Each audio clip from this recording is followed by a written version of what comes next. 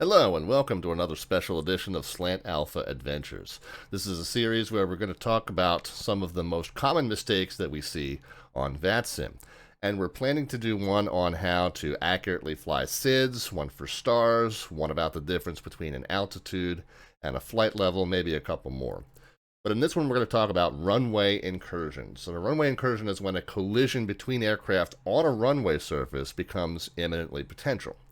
Sometimes this is the fault of the controller, but often it's because there's an aircraft on the runway that shouldn't be there.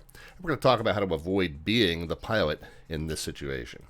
But first I want to go over a general preface for this series, which I think makes one important distinction, because I considered calling this avoiding rookie mistakes on VATSIM, but I want to be clear what I mean when I talk about inexperienced versus experienced pilots. Because pilots, you need to understand that even if you have hundreds of hours, even thousands of hours, and even if that's all been in a fairly complex aircraft like an airliner or such, but all of that's taken place in a single human player setting, and you're new to VATSIM, there are inevitably going to be some misconceptions you've developed along the way, things that you're doing wrong, but there's been no one to tell you that they're wrong. And you get on VATSIM, you do one of these things, the controller's going to suddenly develop a tone and get short with you. A lot of times, the more single-player experience you have, the more personally you take that because you feel like you know what you're doing.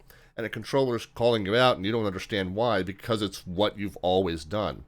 Well, I'm here to tell you, if you're brand new to VATSIM, no matter how many hours you have coming in, you will have these moments. So this series is designed to help you avoid the most common ones. But understand that there will be some things that you have to relearn, things that you have to untrain yourself from doing. It's fine. It's part of the step you take into a more realistic air traffic environment. Now, controllers, you are not my target audience here, but I know a number of you are peeking in to see what advice I'm giving out and make sure that I'm not talking out of my you-know-what or whatever. So while I have you, your job in this situation is certainly to let the pilot know that they've made an error and to issue a corrective instruction to fix the situation as best as you can. But what you don't need to do is lecture the pilot or make any insinuation about whether they should or shouldn't be on the network, etc., etc. Your tone already told them what they needed to know. It is now on them to go back, do some research on what it was they messed up, and figure out how to avoid it happening again, so the next time they come back to the network, they'll be a little wiser. All right, let's get into the meat here. In part one, we're going to talk about when you're on the ground and when you may versus when you may not enter a runway surface. In this example, we're at Washington Reagan National Airport as American 514. And we're all pushed back, engines started, control surfaces checked, ATIS retrieved, and we've pulled out to short of kilo and we're ready to go. So we check in with ground. Washington ground, American 514, between the Charlie and Delta piers, short of kilo, information Foxtrot, ready to taxi. And the response comes back, American 514, Washington ground, runway 19er, taxi via kilo, Sierra, Juliet, cross runway 15 at taxiway kilo. And you read that back. So away we go. Out onto kilo, left to go northbound, and we arrive at the hold short bars at runway 15. Now, question, are we allowed to proceed from here? And the answer is, yes, we may, because we were told to cross runway 15 at kilo. So on across we go, right on Sierra, left on Juliet. We now arrive at the hold short bars for runway 19er. Question 2. Are we now allowed to proceed onto runway 19er and line up for takeoff?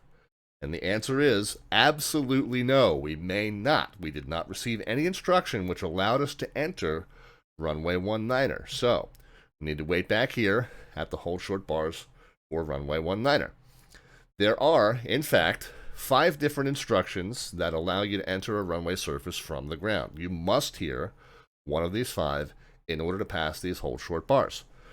First one is cleared for takeoff. Obviously, if you're cleared for takeoff, you have to enter the runway. Second one is line up and wait. A taxi instruction alone does not automatically include permission to line up and wait. You need to verbally hear this instruction before you may do it. The third one, well, we just covered it above, cross runway blank, cross runway 15. The fourth one is not too terribly common, but it's not unheard of either. Taxi via runway blank.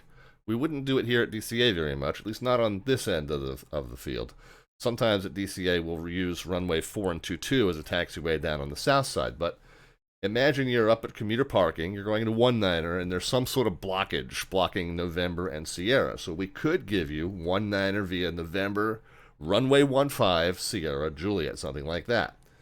And then finally, back taxi runway blank. Again, not very common. A little bit more places, a little bit more common in places where you might need the full length of the runway, but there's not a parallel taxiway that goes all the way to the end. Some places they call this backtracking, by the way.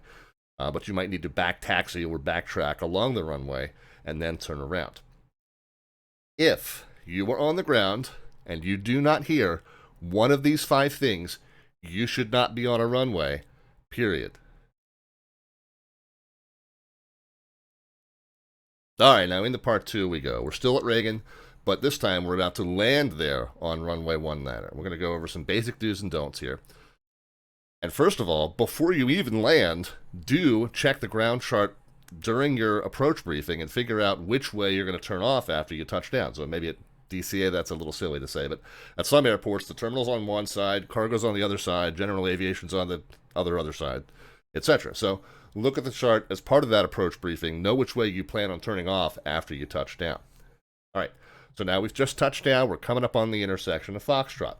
The most important goal here is to get off the runway, AASAFP, as absolutely soon as feasibly possible. And by the same token, don't spend any more time on the runway that's absolutely necessary. Now, if you're able to make it off at Foxtrot, great, absolutely fine, do that. But you're going to be tempted here to stop before you get to Juliet. And that's not a totally bad thought, because generally you do want to get the ground controller's permission before you go occupying one of their taxiways. But in this case, there's one thing more important to be aware of. Let's look at what this intersection actually looks like. Now, where's the hold short bar?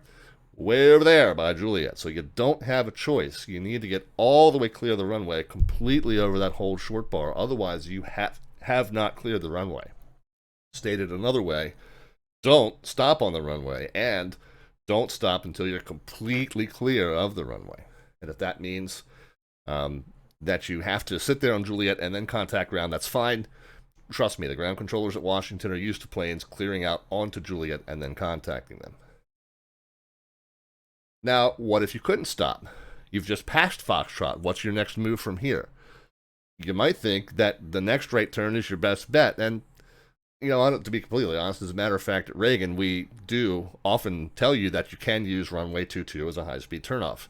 Tower controller might say it, or it might have been in the ATIS message that you retrieved as you started your descent. But you don't want to assume that. If you haven't been told it's okay, and it wasn't in the ATIS message, don't assume it's okay to vacate one runway onto another runway. And for God's sake, don't stop on the runway and ask us.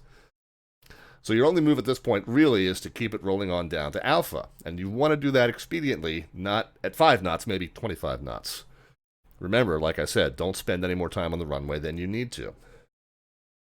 And then again, make sure you completely clear off on the Alpha, like we said before, even if that means sitting on Juliet and then calling up ground. But then you've got to stop and just make sure that you don't encroach any other runway until the controller tells you that you may. Okay, that's it. That wraps it up. That's our lesson on avoiding runway incursions. So check back to this channel for other installments, and if you've got questions about this one, please feel free to leave them right there in the comments, or come find me on any of the social media outlets for the Slant Alpha Adventures Twitch channel. We'll see you live on Twitch TV, and we hope to see you in the skies as well. In the meantime, be healthy and safe in all of your own adventures. Take care. Bye now.